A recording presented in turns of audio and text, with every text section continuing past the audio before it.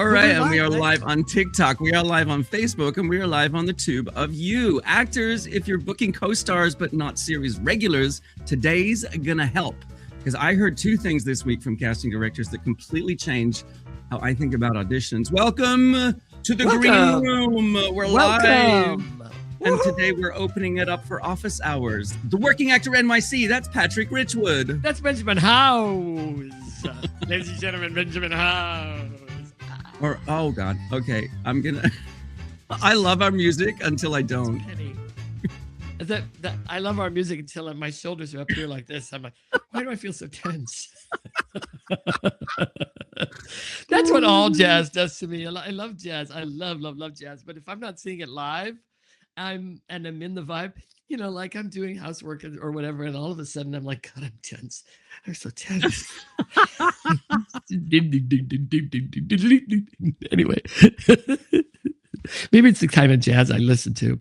Hi, Benjamin. Hi, friend. Hi, pal. And hi to our viewers, wherever you happen to be joining us from. In fact, let us know where you're joining us from. I'm super curious because I'll tell you what, it's a chilly day here in the Bushwick neighborhood. It's hat weather. It's what? It's hat weather. It's hat weather. Yeah, it feels a little bit like winter came back again. So let us know in the chat. Let us know in the comments where you are joining us from in the country, in the world, wherever you happen to be. Yeah, where are you in the world? Well, I'm in Bushwick, Patrick. Are there any Australians out there? Yeah, where are the Aussies? We're the Aussies. So here's how today's going to work. We've got some field reports from the real world. We've got... Oh, here we go. Hi, welcome, Jerry in California and the Mighty Coin. Let me see why I can't. There we go. JB. Yeah, wherever you happen to be, we've got field reports from the real world. We're taking your questions live. And we've got a video coming up from one of our listeners and viewers and friends who wants us to get into type versus brand, because actors get this wrong all the time. I know I did. Well, it's interesting. I mean, you know, it's not 70 straightforward. Yeah, right. Thanks. Thanks, Care. Thanks a lot. How is in Curlyphonia? Okay. California. That sounds dirty. So yeah, let us know. So Patrick, field report. How has your couple of weeks been? So I knew about the video because it's my friend Jan who listens, and she wanted to ask that question. So I did a little homework and I spoke to Mike. I'm proud of you. I'm proud of you doing homework. Big boy. Big boy. Thank you. And I asked my a friend of mine who was a casting director for 15 years. She's no longer a casting director. Right. Now she's a full-time mom, but Cheryl, I said, can you get into the difference between type and brand for actors? Because it's a source of great muddiness in the water. You know, people like, especially people over 50, I find, or even over 40, who aren't quite tuned into like, well, I got to brand myself. So she goes, oh yeah, I wrote it down. She goes, type gets you the audition, brand gets you the role. Oh my God, I literally have that written down. Oh, you do? That's one of the things that she said this to me. I called her and I said, give me some ideas and advice about how to differentiate these. And she called me back and told me that. But she said, and then I was doing some homework and said another way, you can look at like type is what and brand is how. So like, for instance, if I'm a brand, if my type is, let's say I'm nerd, or I'm doctor, I'm a professor or judge or mom or whatever. That's what gets me in the room. It's my physical type. It's my Well, we'll get What do into you the call that? details of all of this in Oh you yeah, know, yeah. Well, yeah. So anyway, but that's what she said, and I was like, yeah, that's super interesting that I kind of had the same thing written down.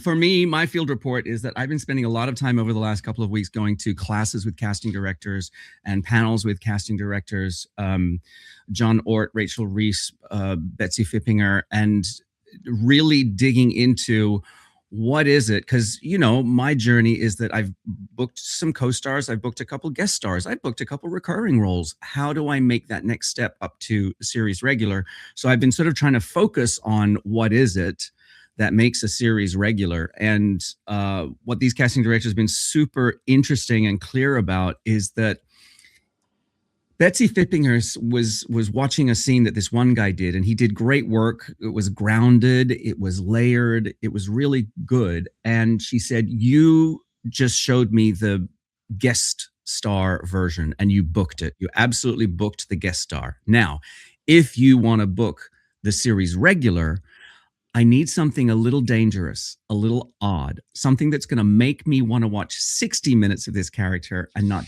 10." And that kind of blew my wig off. And then John Ort was talking about it. He was saying, you know, look, the thing is that guest stars and co-stars are pretty well defined because they have to make the world of the show believable.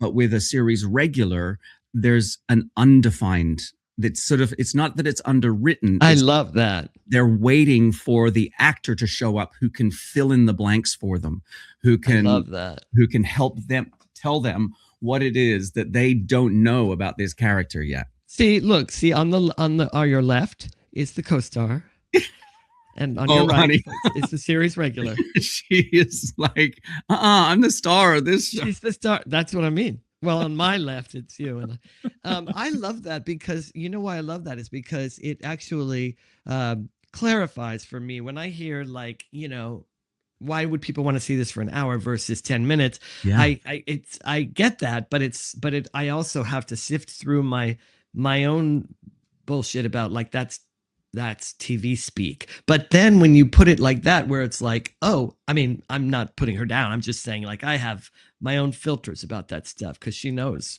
she's that's a really good way to put it, but she knows. But when you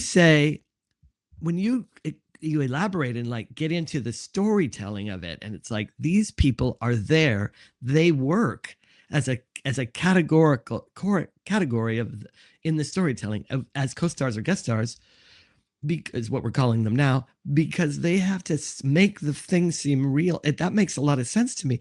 When you get into the world of the principles, you can really get into eccentricities because you're going deeper. Yeah, you're just going deeper. You get to, yeah. And I it's funny too, because not only do actors we brand ourselves, characters get branded. The more essence an actor brings to a series regular, the more the writers begin to lean into it. They can't help it. The more the creators lean into it. Don and I were talking about this. It was like, can you imagine Jack from Will and Grace if Sean Hayes hadn't shown up? Right. Do you know what I mean? Like, it would have been a much smaller role. What would the role have been? You know, it would have been something completely different. Yeah. So it was just a super clarifying way to sort of hear somebody talk about it, because I don't hear a lot of people talking about it. I also think that if you look at, like, I was binge watching the West Wing because I never got to finish the series in a steady fashion because I went on tour. So this was so many years ago, but the show still holds up in a lot of ways, I think. Yeah. The acting certainly does. And it's just a fun show because it fulfills my fantasies of like living in a perfect country where everybody's smart, you know.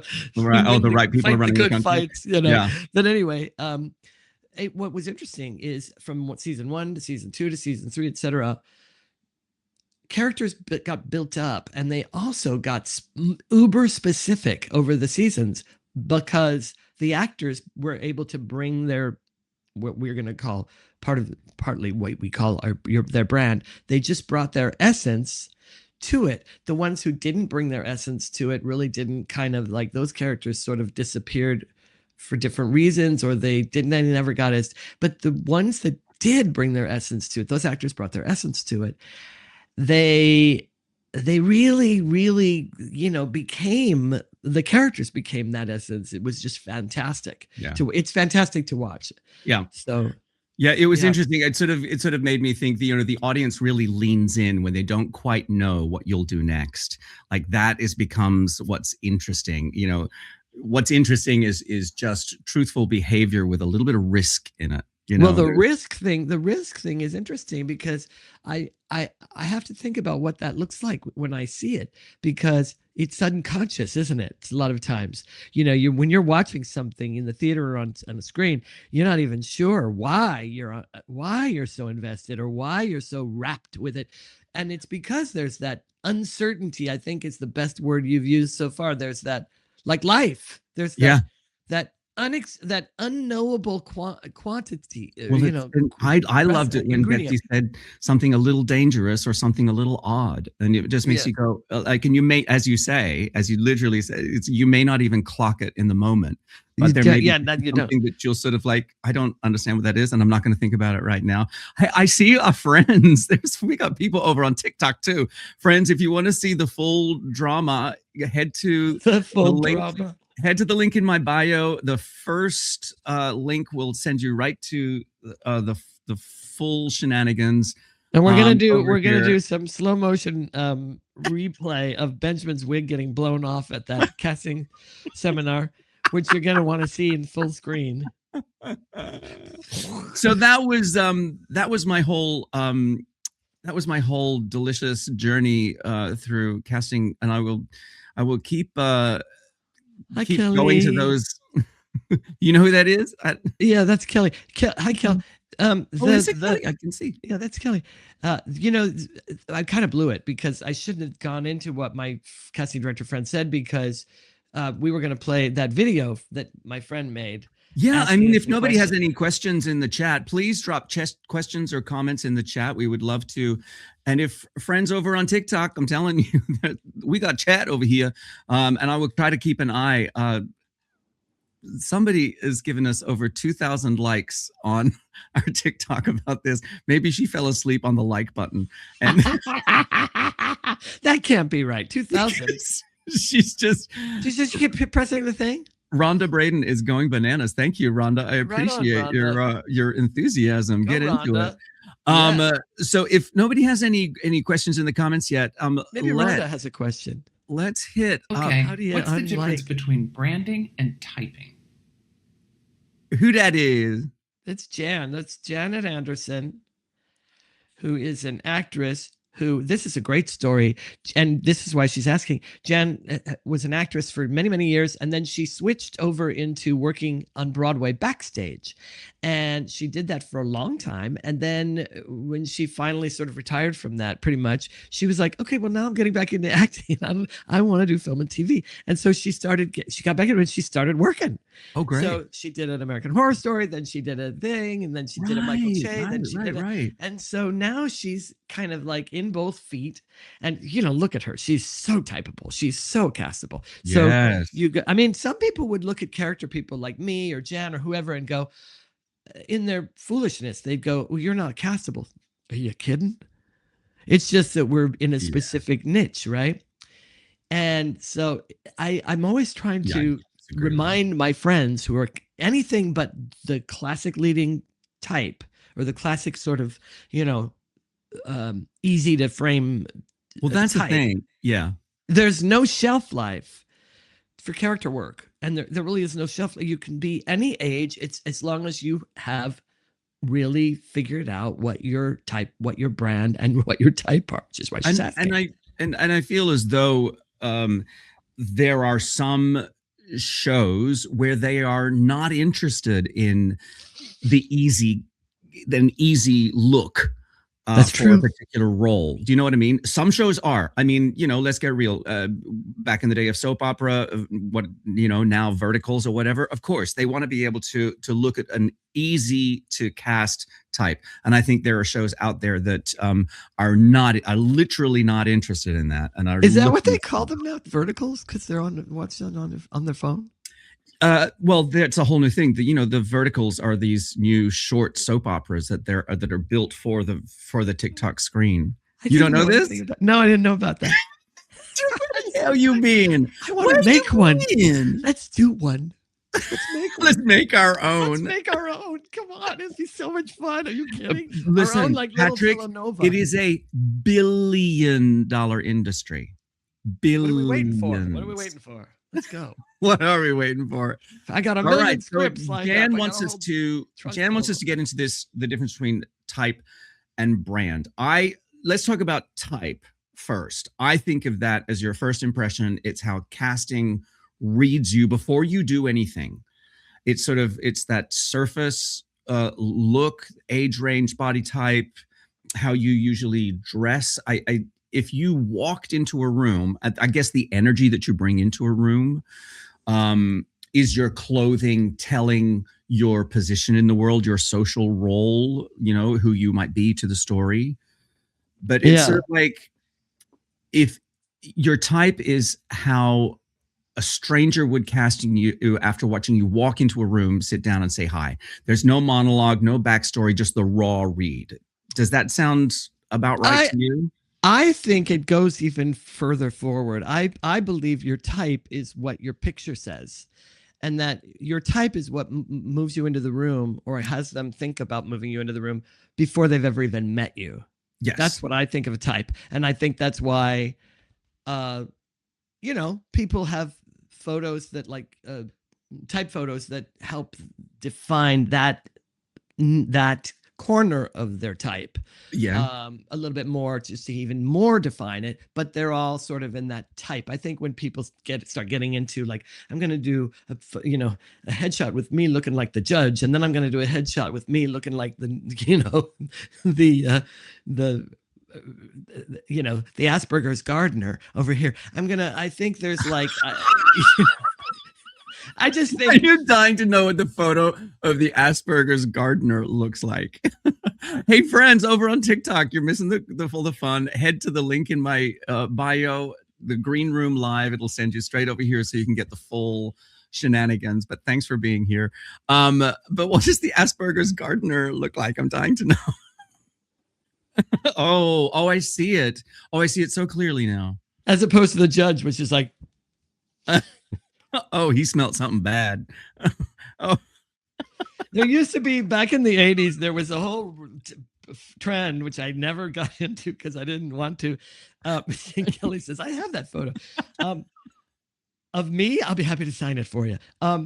Be worth something someday.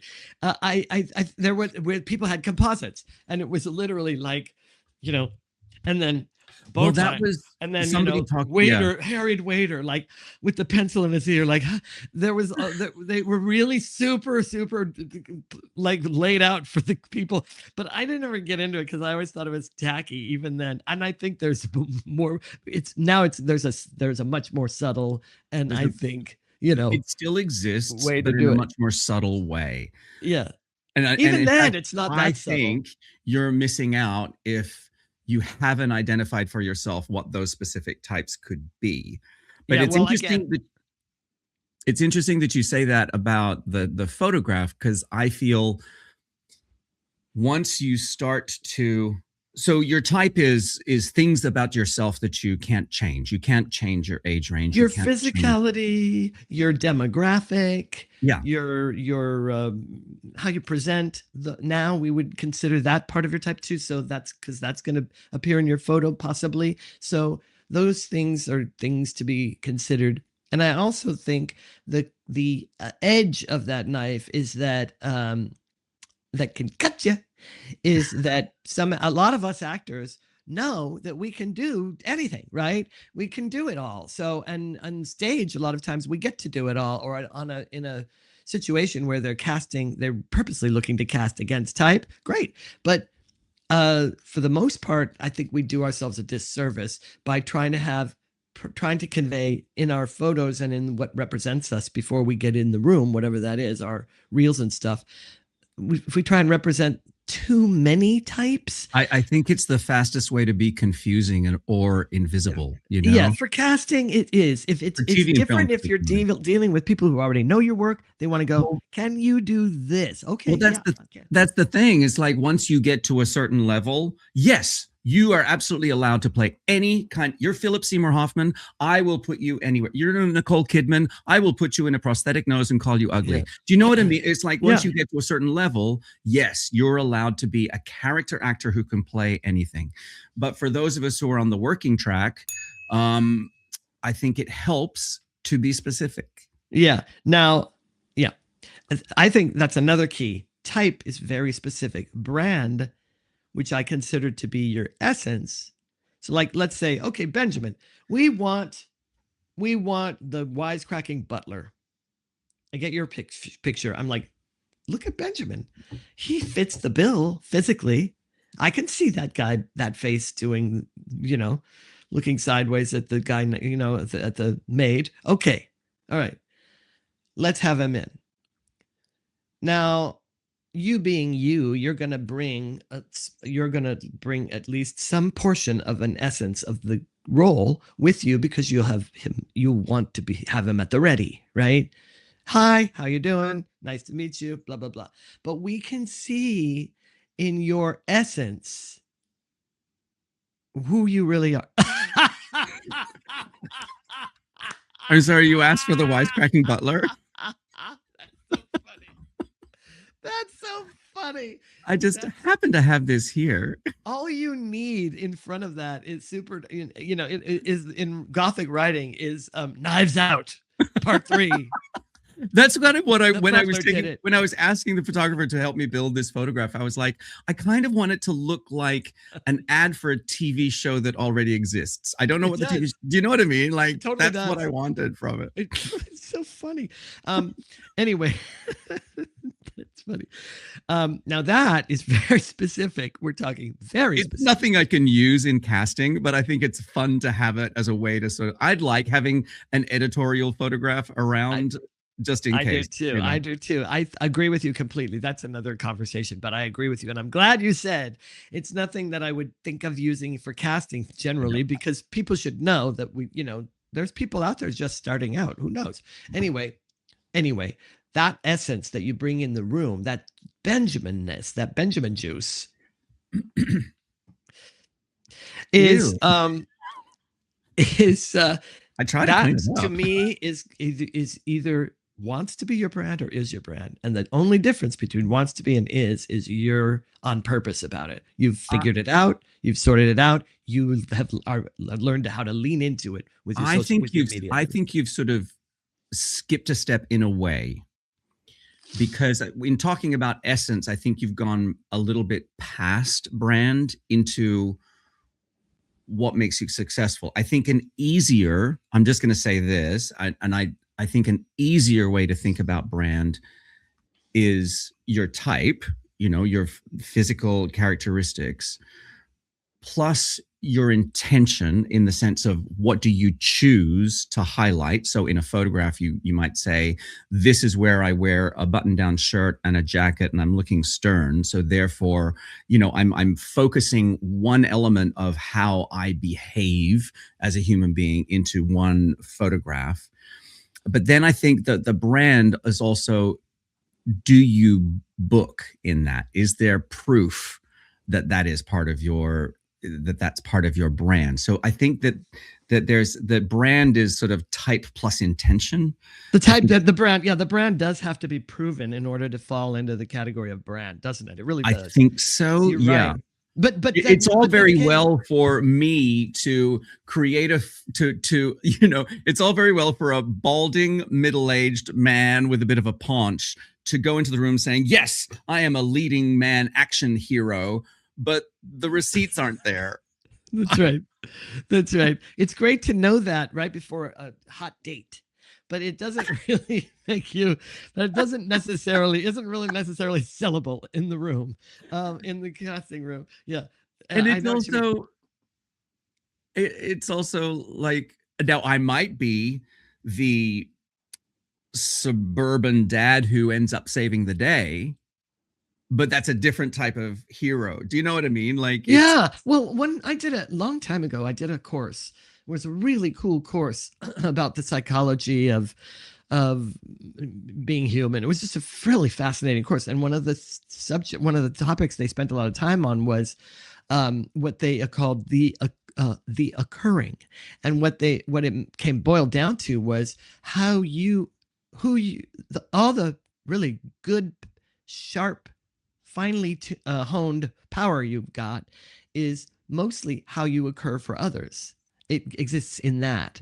And so a really smart actor will pay attention. How am I occurring for others? Never mind what I would like to or what I want to. How am I? That's the first place to start. How do I occur for others? And in there is where the brand lives, in my opinion. So therefore, I would say one of the things that distinguishes it for me between type and brand, because that's what we're talking about too, is brand type happens or can happen before you ever meet them.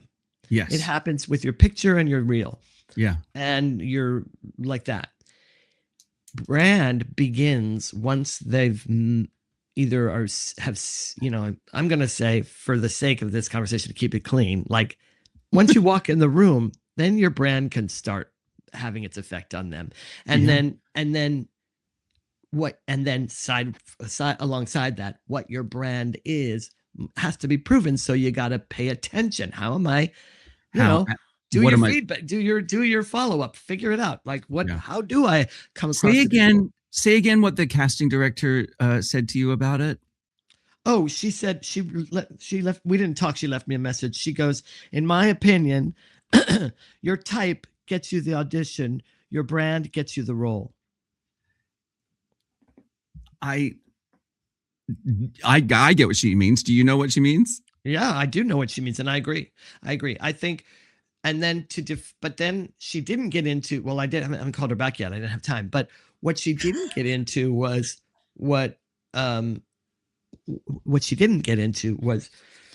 okay. Well, but then what constitutes the brand? And what I'm saying, I believe it is that's your brand is how you land with other people. And if you figure out what that is and you reconcile it with what you do, well, that's you're the thing. Building a brand. There's an intention behind it. I think there's choice behind brand. Yeah. Type is what they see, and brand is what you show them on purpose.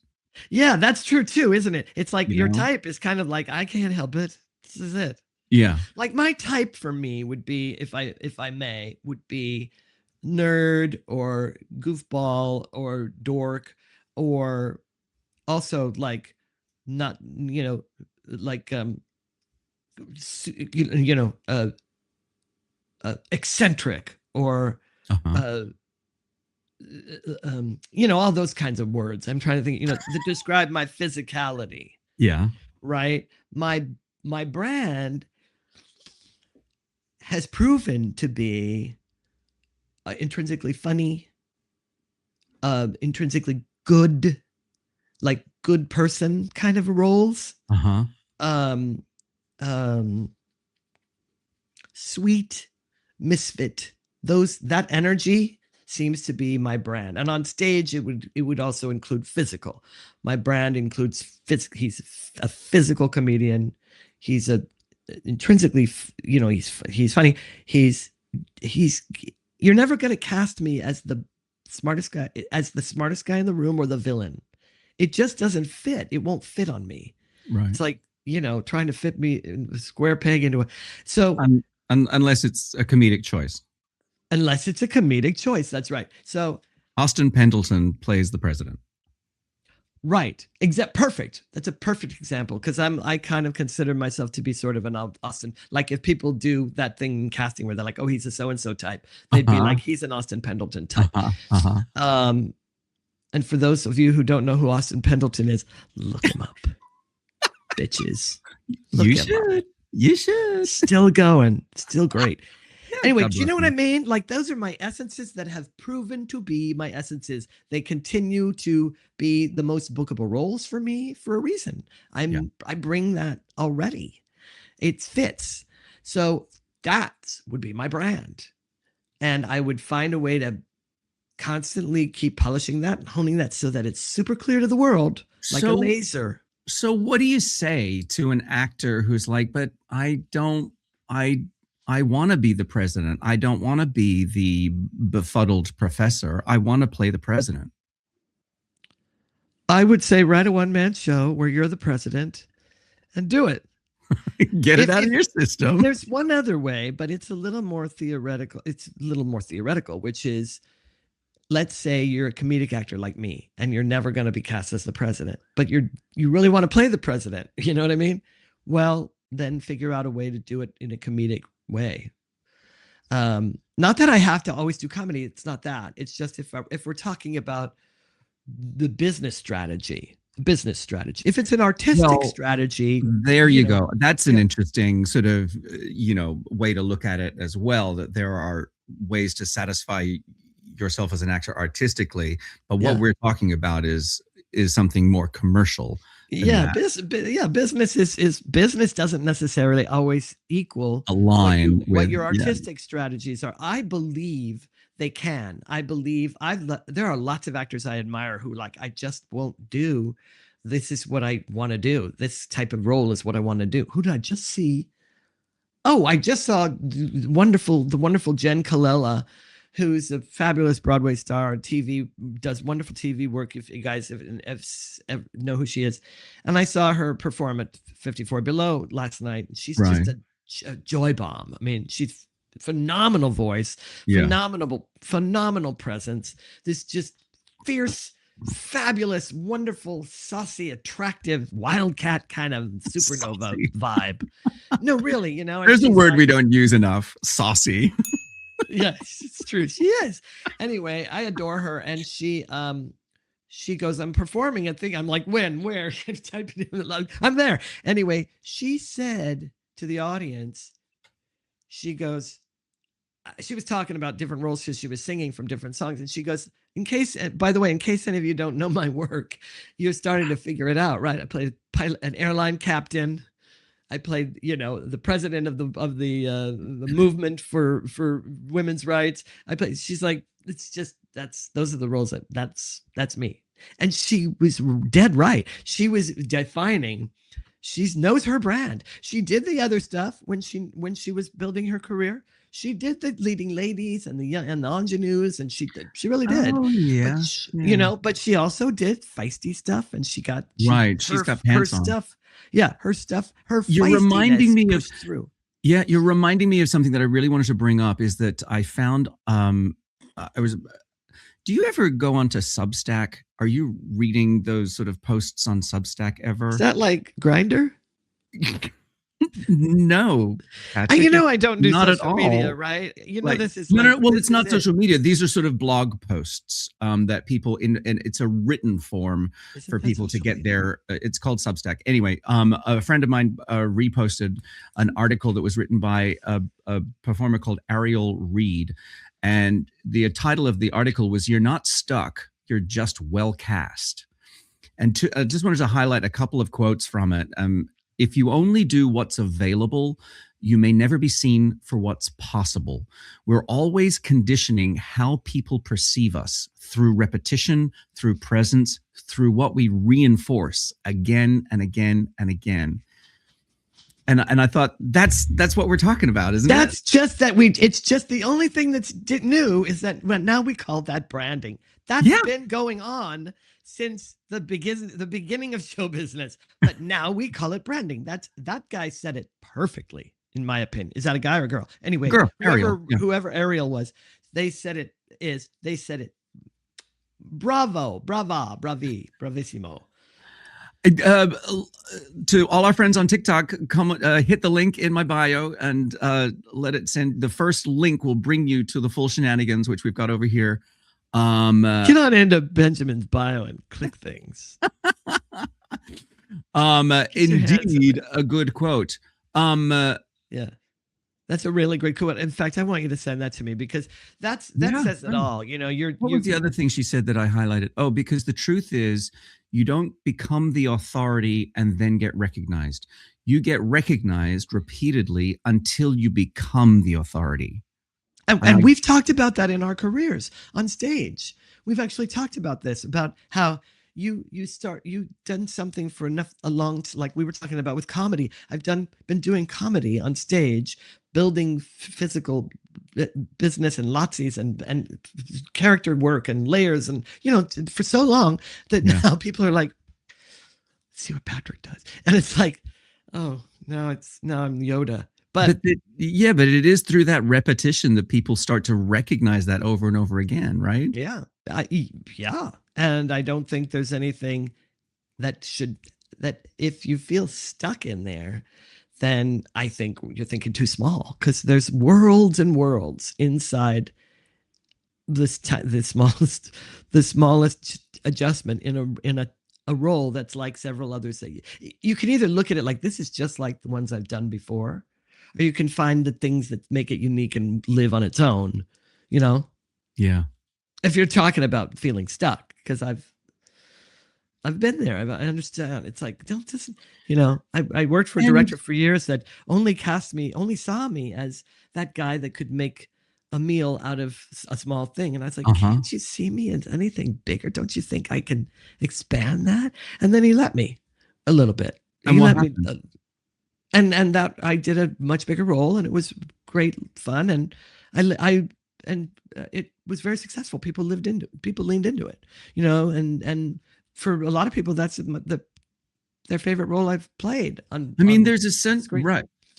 Are you talking about Princess Diaries? No. What are you talking about? Yes, Mr. Robitussin. Yeah. Mr. Robitussin, is that what the name of the role? Yeah. Yeah. And it's not like that was like a major, but like for me, that was a really a big leap step of faith that he took. Yeah. Yeah.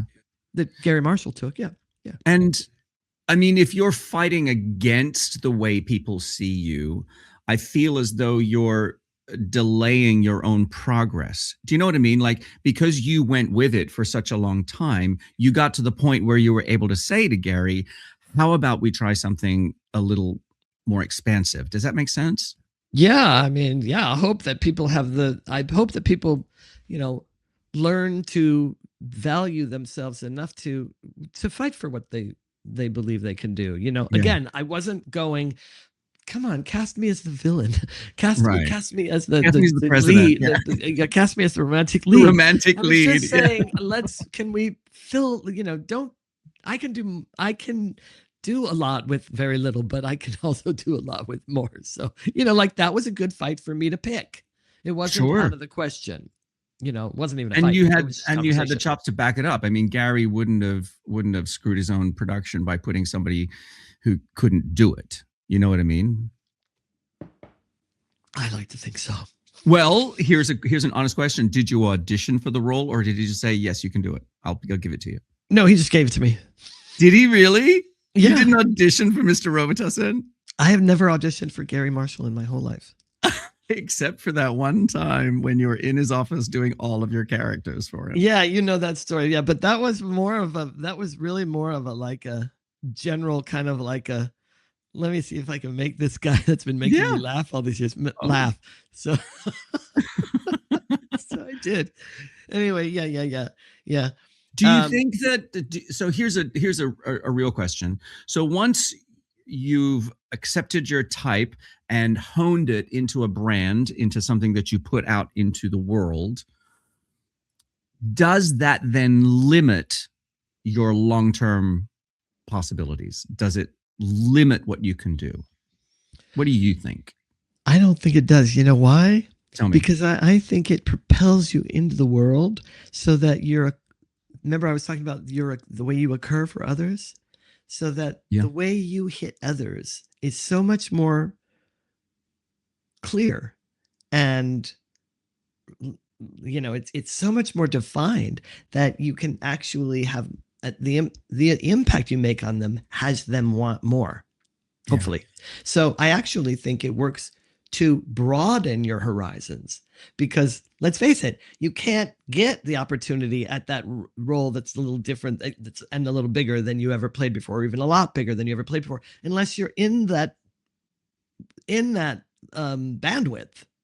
And I think the way we get into that bandwidth is through, like your friend's quote, through repetition, leaning into what you do well, really give, and then also, of course, as we all know, doing all the work that artists do to make sure that they have backed themselves up. That there's no excuse for laziness. I mean, you can't.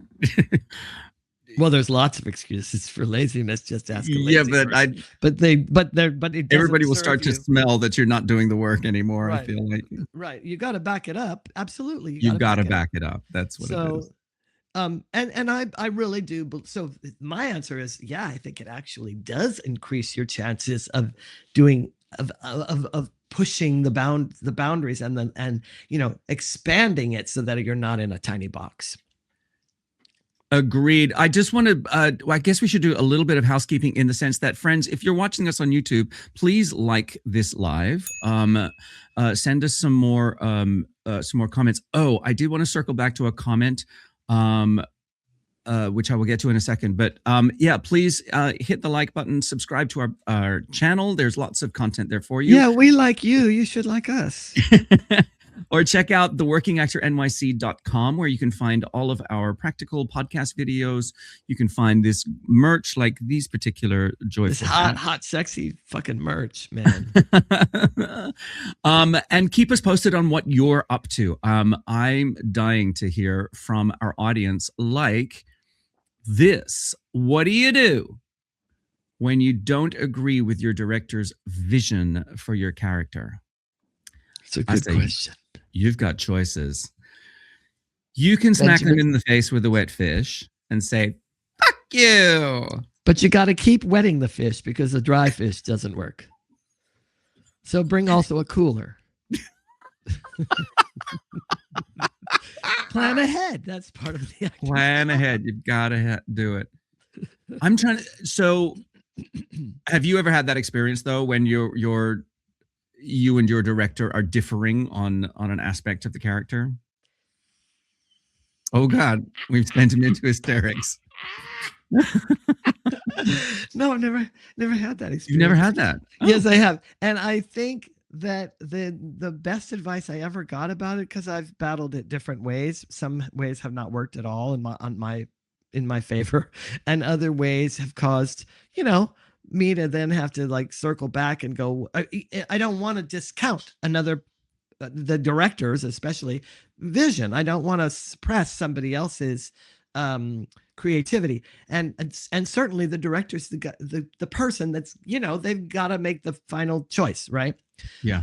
Where I get persnickety is when they are trying to micromanage me in a way that's making it so that I end up doing exactly what they hear or see in their head.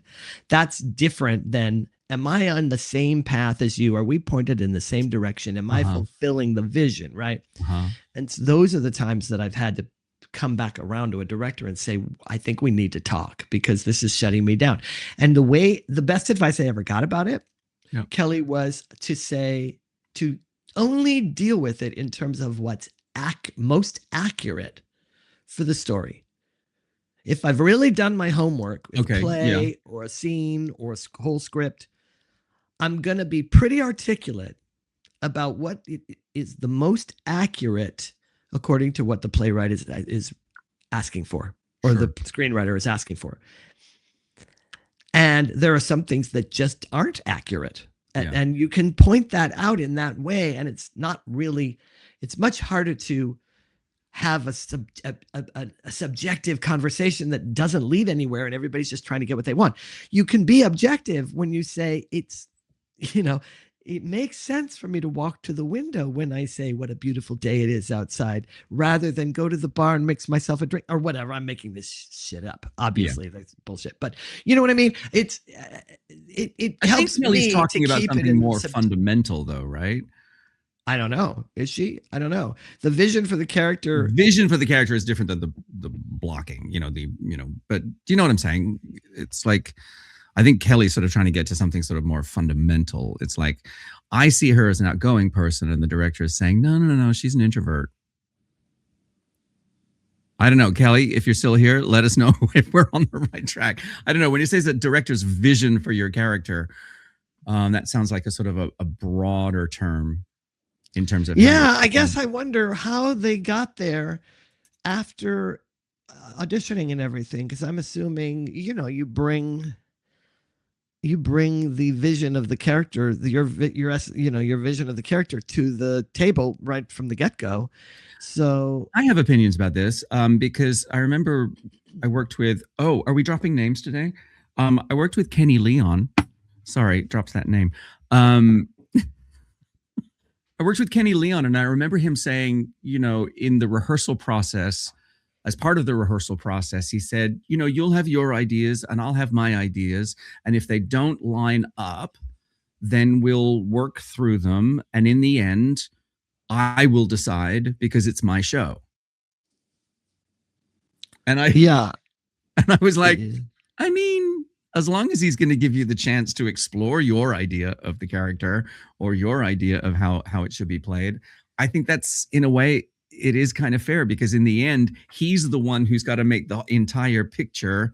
Yeah.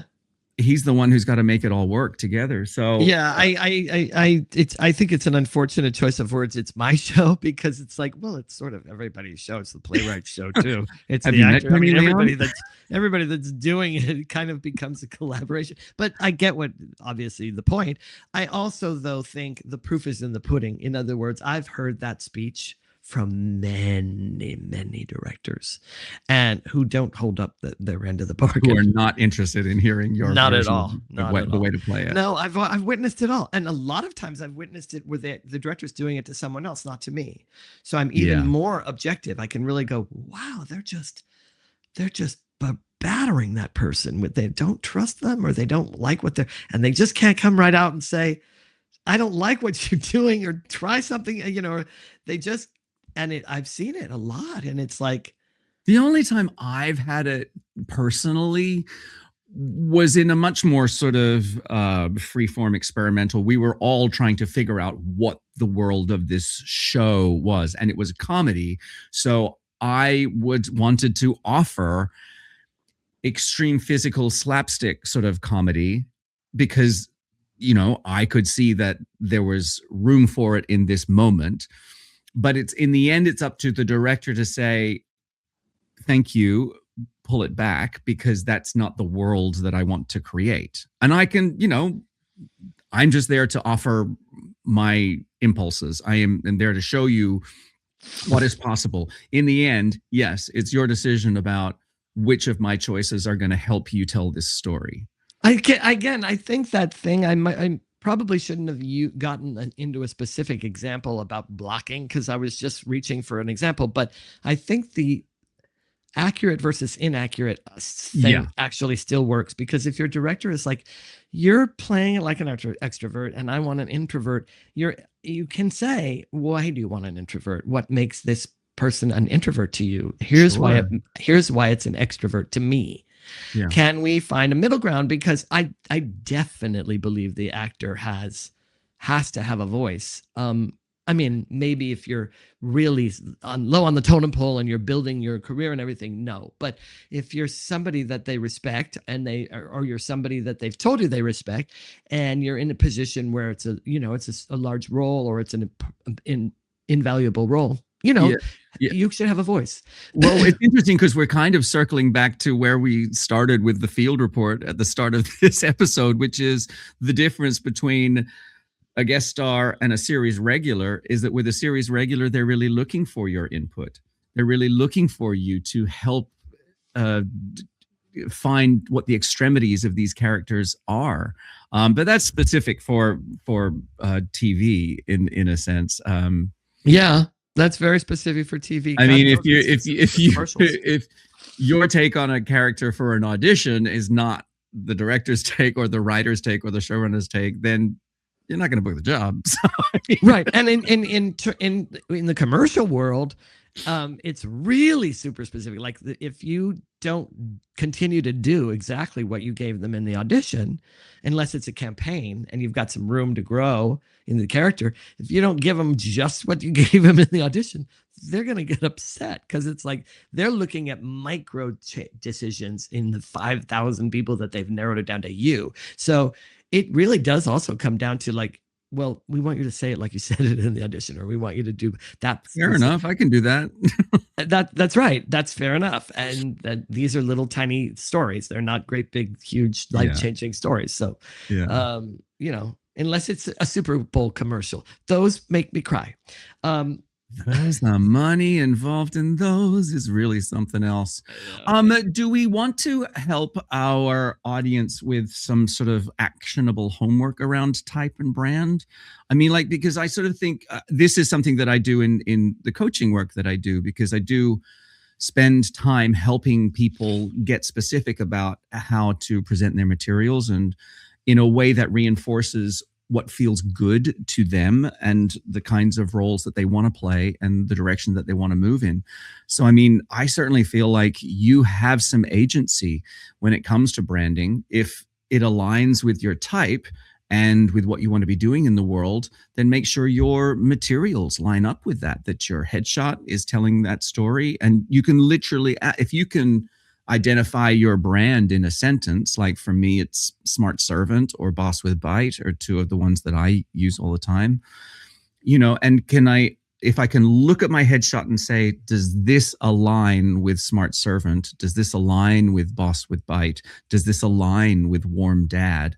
Then I'm on the right track. Do you know what I mean? Yeah. Again, because we think about it slightly differently, I always have to include your essence in there as well, your Benjamin essence. Yeah, so, that's the next level up. That's absolutely, and I think that once you start to get into essence and wheelhouse, then you're like a golden ticket for your agent, for your casting, for everybody who wants to use it. Because everything lines up beautifully so that you can be the solution. The more specific you can be. Oh, that's a good way to put it. I love that. You could be the solution. Because you really are. You're like, they're looking to solve a problem. The casting people are like looking to fix a puzzle, figure out a puzzle. That's so true. I love that. You could be the I'm writing that down. Look at that. I'm writing it down. Finally, Benjamin has said something important and interesting. You can be the solution. And the more specific you are, the more likely you are to be that solution. That's how I feel. And gosh darn it, people like me. The solution. Look at that. Well, I guess a good actionable well, first of all, there's a book out there called Audition Psych 101 by Michael Kostroff, who's a working actor, the workingest actor. And he started it with workshops, and the workshops go into that. And the book does too. There are little exercises that show people what their type is, and not just because of the way they look, but also because of their vibe. So like he would stand people up in front of the room and say, mom or spinster. Oh, mom. Right. Right. Cat next week. Cat or dogs? Cat person or dog person? Dog person. And sometimes the people would be like, no, I'm not. And you'd be like, apparently you are. Again, coming back to that.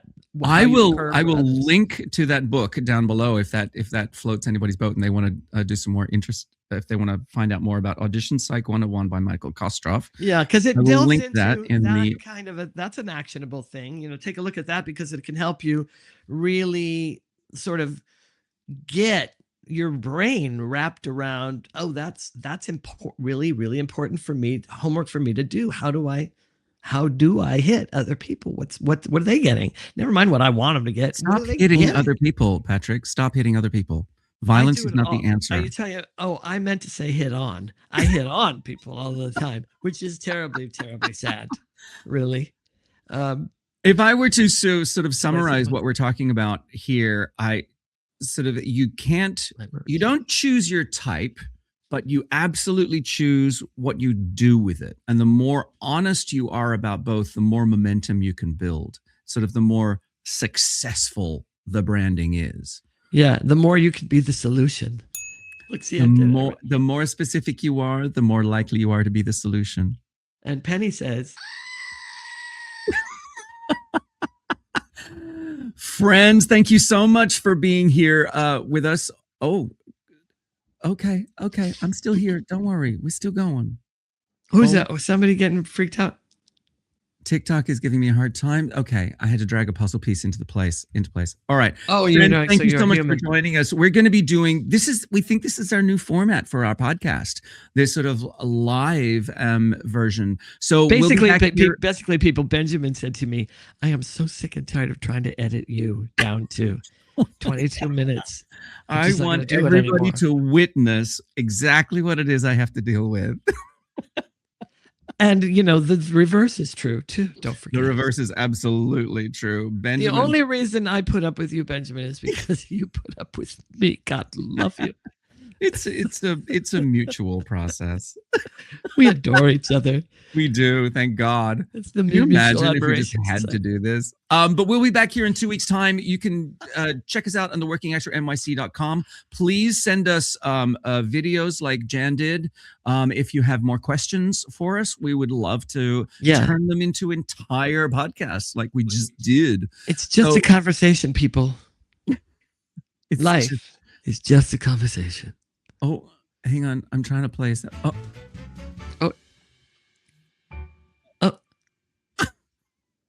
Wait, was that the end of it? That's the end of the music. We have some kinks. Oh, it started again. Thanks for joining us. We'll see you back here in 2 weeks' time for the Working Actor NYC. Thanks, you guys. Love ya. Mean it.